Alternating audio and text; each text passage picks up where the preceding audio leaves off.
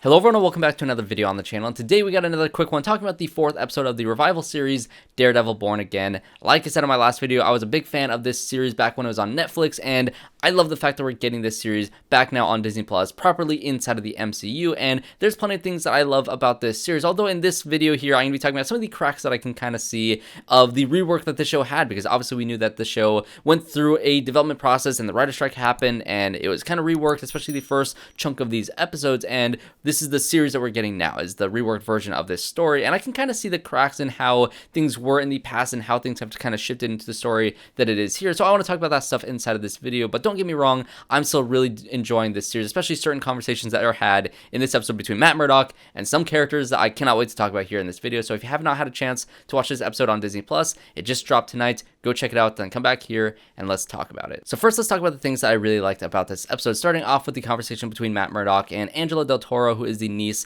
of Hector Ayala, who is the White Tiger in those first 3 episodes, who was sadly killed at the end of the last episode, which was so incredibly tragic. But what is that conversation? What is the dynamic between now these two characters here at the beginning of this episode? Well, it's going to be, I guess, steeped in the tragedy of this situation, the injustice that has been, that has occurred in this show so far. And I think what I really like about this show and how it's handling the arc for Matt Murdock, which I mentioned here in the last video, is the fact that yes, he's not Daredevil in this moment, and yes, Matt Murdock was this vigilante character, and now he's given up those things, and what is going to push him to going back to that mask? It's going to be the injustices, because yes, he is a lawyer first. He needs to go through the legal system. He needs to work that through the same way he worked with Bullseye, getting him in jail. Now he's working through, getting the White Tiger, released from jail, released from custody, and he did that, and the legal system worked. But obviously the injustice of some guy, donning the Punisher symbol at the end of the last episode, shooting him down in the streets, what is his response to that moment? I think the show has done a really good job at taking Matt Murdock's character arc down this path to going back to the mask at the end of this episode. I think that Angela was a great foil to get him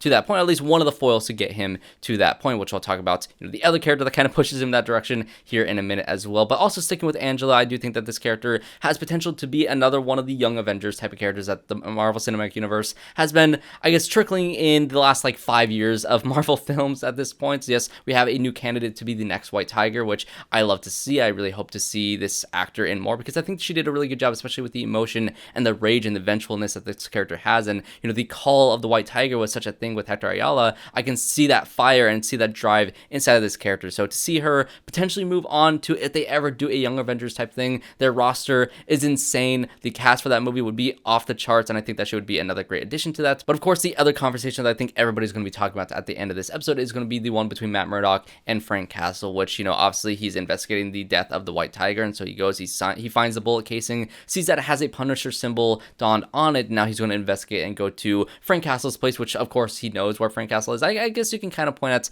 oh yeah, he just kind of found him, maybe he was keeping tabs on him, I don't know how he found him. There's a couple of those things that have happened in this show that kind of feel like we're kind of, breezing by some of these arcs really quickly, which again, I'll get into that in a moment here, but he does find Frank Castle, and he confronts him about this Punisher casing, and that idea is really brushed off very quickly, because I think everybody knows, including us, the audience, and Matt Murdock and Frank Castle, that he was not the one to kill the White Tiger, because that's just not his MO. That's not a person that he would kill in his, vengeful and deadly path for justice after the death of his son and the tragic backstory that this character has. And so you have this character to quickly brush off that, yeah, there's just some cheap copycats that are, copying off of me. And so I don't know if we're really going to get down to the bottom of who actually killed the White Tiger. I think this is all more so a means to get, Matt Murdock back in that mask. And I think what really works in this conversation here is the idea that, this Frank Castle character is saying that that's not the reason why you're here. The reason why you're here is you want permission from me, a vigilante who has no boundaries. He has no morals of killing whoever he wants. He just kind of wants,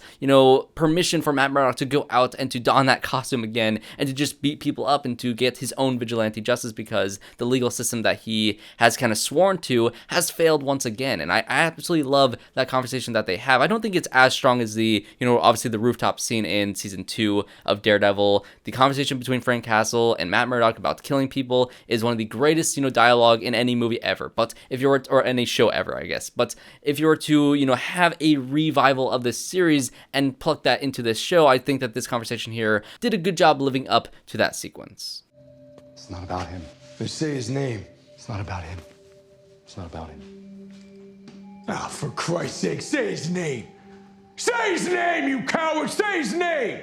And I can go on and on praising these actors. I think that Jon Bernthal is phenomenal as Frank Castle. I'm excited to see what his, Disney Plus special is going to be later on. I believe that's probably going to come out next year, and if it does, I cannot wait to see it. If that's in between, Daredevil Born Again season 1 and 2, if we get that before then, I'd love to see that. I just don't think that Frank Castle is going to make another appearance inside of this show. I am a big fan of the Heroes Report YouTube channel, and they got a chance to watch the entire series, and they didn't spoil anything in their reviews for that, but they did say that there's some, I guess, storylines and some plot elements that are not, fully resolved by the end of this season, because as you probably know, or as you might know, this show was originally envisioned as like an 18 episode season, and they reworked a lot of it, and so I don't think that this character is going to return for the rest of these episodes. I think that his purpose here was more so to push Matt to go back to that mask, which I think that purpose is, solved here, and I don't think that's, getting down to the bottom of who actually killed Hector Ayala is unfortunately not going to be the point of this season, which I'll talk about that here in a second as well. But either way, it's great to see Frank Castle back here. The performances from him is phenomenal. The performance from Charlie Cox and him,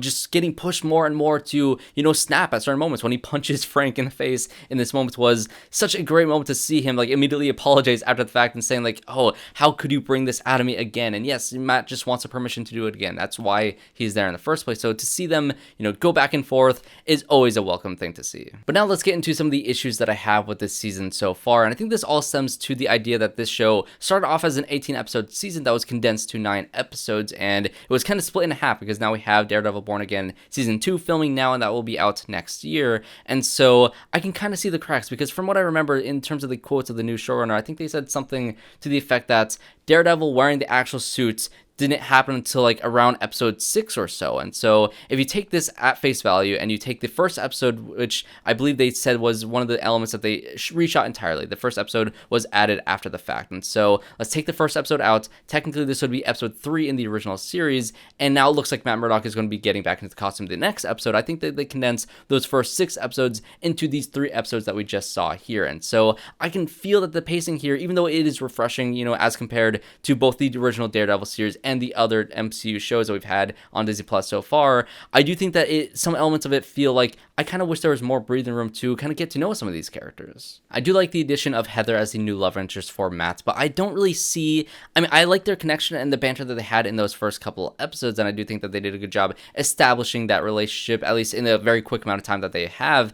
But the fact that she is very close to Wilson Fisk and Vanessa in the therapy sessions, and that she is also now involved with Matt Murdock, and how Fisk can be, and I guess just the nature of this character feeling like he's very much holding back his, want to strangle everybody that it gets in his way, and now this character is put in that position. If this character is in this show just to be a means to be killed for Matt Murdock's motivation, which I really hope is not the case, then I don't think that we've gotten to know her too much. And I think that if she, stays on this show and she survives this season and she goes into the next season as, the love interest to Matt Murdock, I do think that this issue would, kind of go off on the side. But at least right now in this moment, I don't really buy this relationship 100% to see something bad happen to it here in the next couple episodes, because obviously Wilson Fisk and his storyline is, brewing. We can see this character, which is hilarious, by the way, seeing him go through the, I guess, the front-facing aspect of being a political figure, having to go to all these events and having these children sing to him this, the We Built This City song, and him going over to a Latvian,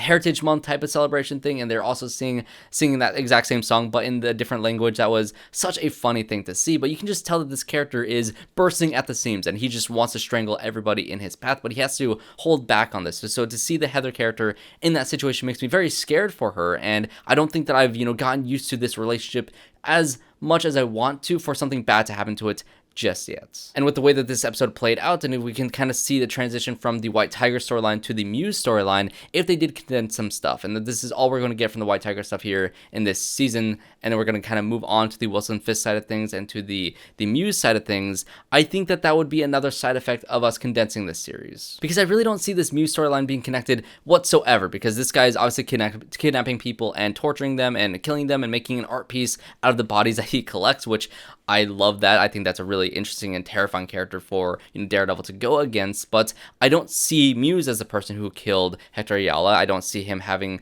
I guess, any role in this game whatsoever, unless he's going around taking these people who are, you know, donning the Punisher symbol and he's killing them in a way that the Punisher would. Then maybe that's how they would connect these things, and maybe that's whatever this guy is that this character is carrying through the streets. Maybe this is the guy that did kill Hector Ayala. I don't know. Maybe that is how they can connect it. But either way, it seems like we're moving away from the White Tiger stuff and onto something new. And so I can feel that, yes, if we did condense this season just to get Matt back into the costume a little bit faster, it might lose some of the nuance in making that transition a little bit more smooth. So I think that we're at a weird middle point in this series, because I really like the first episode. I think that the last 2 episodes were honestly even better. I really love the court case and the stuff with Hector Ayala. And now we get an episode that is kind of a transition episode into something different. And so again, this is probably the weakest episode for me in this series thus far, and I can kind of see the cracks of the transition and the rework of this series. And so hopefully it goes in a really interesting direction. I believe the series is 9 episodes in total, and we're at almost the midpoint of the series here. I guess it is the midpoint in terms of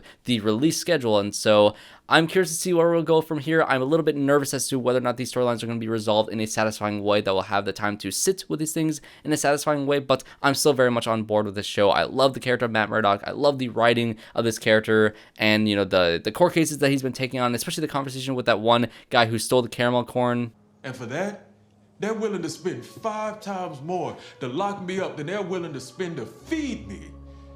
That guy was dropping some seriously good lines that were a little bit too real for me here, but I am very much still on board with this show. This was a transition episode into what we're getting here in the future, but I'm very excited to see what we get in the next 2 episodes, which I believe are going to be dropping simultaneously next week with episode 5 and 6, so stay tuned on the channel to see reviews for that as well. I don't think I'm going to be reviewing any movies this weekend, but I will be talking about Severance season finale, which is on Thursday, so stay tuned on the channel, especially if you're a fan of that show. I cannot wait to talk about it here on the channel as well, along with any other movie reviews. I think Death of a Unicorn is coming out pretty soon here, so if you enjoy this video and you enjoy this style of review, make sure you guys leave a like and subscribe to the channel to see more reviews just like this here on the channel. I hope to see you all in my next one.